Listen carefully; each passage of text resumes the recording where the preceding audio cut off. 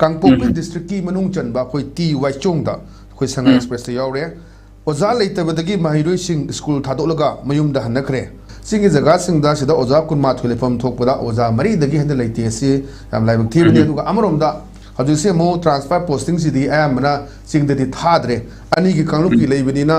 any jaga da se naga taba oiraga su kuki taba jaga se lalaga chattaba yadaba madu faudagadi chopana chapasu yabana te suma mayam si thengna sunate adubu sigumba satra singi oza awat pagi leire oza kunma tholega da mari khatang leire habgi mafam ga laise sai sidadi lago kare phum thamini jit sume asima phim si hojiki hairiba kangpokpi ki particular school si asikta sunatana ate school mayam su se Surachandpur da su adum khara mayo na bi phim si adum sungsoi sam ki leigani adana keno singna mairoi singna akhoi school thadokna mayum da hanthra sa khare ka na haiba ki pausna aikoina ngasi katang hojik katang thengnar poi wani hoi asina taba makhoi ki ningba thungzitaba oja leitaba oja laktaba makhoi da takpi gitaba kari daba adiki subject ki subject wise teacher haitare akhoi mathematics ki oja science ki oja adagi atoi smana akhoi ki subject specialized oja sing se masi haina letana what gi phim se adum so ki adum makoi mayo na gani have se adum sabsana adum thajai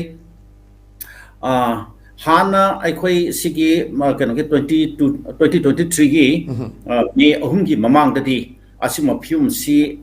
yamna kanamati akhoi taru drabani hoi kanmo tamda oja wali habaki khara oja tharang nam khona ba haina ki wakhum khara di athum leina ki adu matamda ti akhoi sima problem kare hani akhoi ethnic simugi hostility ki wakhum silei nadabani na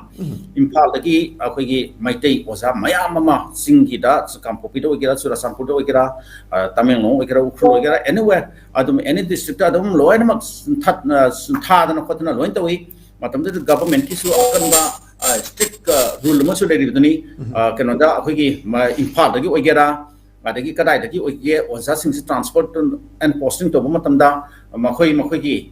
posting na thari ba mafum du da karimba ha akang na matam khar ki manung da salam dragadi makhoi matakta punitive action lokhat kani haban sing bang government ki matamda da akhoi ki adumba firm kenoma leikri duni policy khara leikri duni adana matamda ti kaisu thodopa wakham sil leinaramde adana adubu sigi akhoi me ohungi 2023 ki me ohungi irang gi matung dagi di akhoi tampakta leiriba oja mayam singsi akhoi singda sap wakham sima pura leikidre adana hojik akhoi gi Kangpokpi district ta amsung Surachandpur district ki tongan khara manung hanjina leiba mafum singdadi adumba mafum school singdadi mairo singa ningkhisna makhoi gi oja waki phim simai naramani ana hojik aina haiseningmadi sigi hojik Kangpokpi district ki authority haita district administration amasung makhoi gi local civil society organization amasung akhoi gi sidista separate administration aduga union territory ga tanbada akhoi gi manipur gi to khain ta ki happy asumba wakhalon mana yamna mangjin tharga work torokliba pura akhoi gi ethnic kano stage violence stage ta yamna thawai yauni ba aduma body sing adu groups association organization sing aduna makhoina di siumba makhoi gi mahiroi singda oja wadipa makhoina mahiroi singna mayuk nariba awaba sing thengnariba khudungsa da mayam si kohan ge makhoi su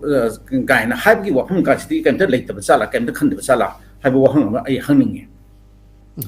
aduna makhoi gi kanoda makhoi da watsariba oja sing kamdong na makhoi na menkhat kadage ada makhoi gi district tu da matik saba qualified oba oja sing si leitabra leitragadi makhoi kan main to gani aduna makhoi na district administration na makhoi na highway abol wakhum na karino highway na singba mayam ama makhoi su yengjadana khotsadana makhoi kare hani ahan madati makhoi mathanda hinbangam jarani ka kana ya khanjar ka tawriba law khongiba kholiba adigi propaganda war tawriba mayam si makhoi masagi asomadu moi masana hojik ujaramani na ai hajaningi aduna singbo wafam si leirabanina adudi atai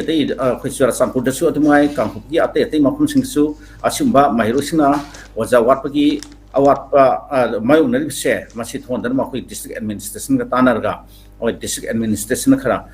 yingsiba mathuk tare ꯑꯗꯨꯒ ꯁ꯭ꯇꯦꯛꯍꯣꯜꯗꯔꯁꯤꯡ ꯃꯈꯣꯏ civil society ꯑꯣꯔꯒꯅꯥꯏꯖꯦꯁꯟꯁꯤꯡ ꯑꯗꯨꯒ ꯂꯩꯔꯤꯕ ꯃꯈꯣꯏꯒꯤ body ꯃꯃꯤꯡ ꯆꯠꯂꯕ organisation ꯃꯌꯥꯝ ꯑꯃ ꯂꯩꯕꯁꯤꯡꯗꯣ ꯃꯈꯣꯏꯅ ꯃꯈꯣꯏꯒꯤ ꯃꯍꯩꯔꯣꯏꯁꯤꯡꯅ ꯃꯥꯌꯣꯛꯅꯔꯤꯕ ꯁꯤꯒꯤ ꯑꯋꯥꯕꯁꯦ ꯑꯊꯨꯕ ꯃꯇꯝꯗ ꯃꯦꯟꯈꯠꯅꯅꯕ ꯑꯗꯨꯝ ꯍꯣꯠꯅꯐꯝ ꯊꯣꯛꯄ꯭ꯔꯥ ꯍꯥꯏꯅ ꯑꯩ ꯑꯁꯨꯃꯥꯏꯅ ꯍꯥꯏꯖꯅꯤꯡꯉꯤ꯫ ꯌꯥꯝ ꯐꯖꯕ ꯋꯥꯐꯝ ꯊꯝꯕꯤ꯫